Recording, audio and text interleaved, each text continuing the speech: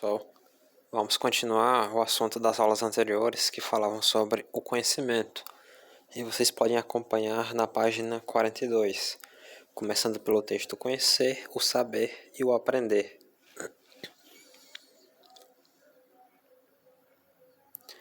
No conhecimento existem duas noções fundamentais, que são a noção de sujeito e a de objeto.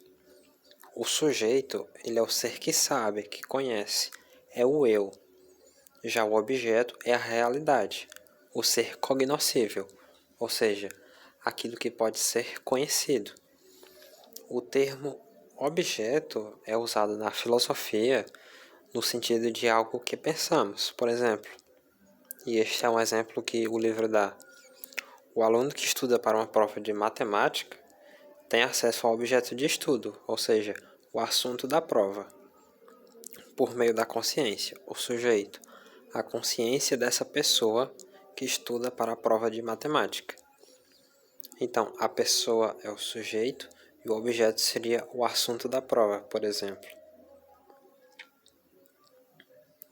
Além disso, podemos falar também do realismo, que é também chamado de materialismo.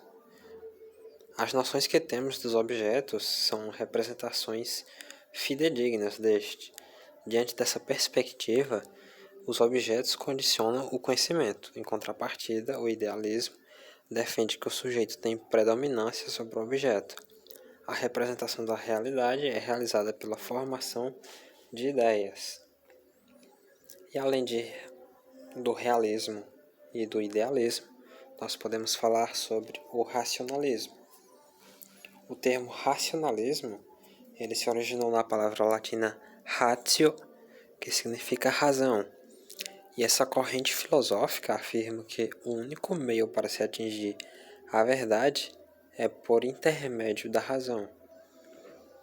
E o seu principal exponente foi René Descartes, que afirmava: nunca nos devemos deixar persuadir, senão pela evidência de nossa razão.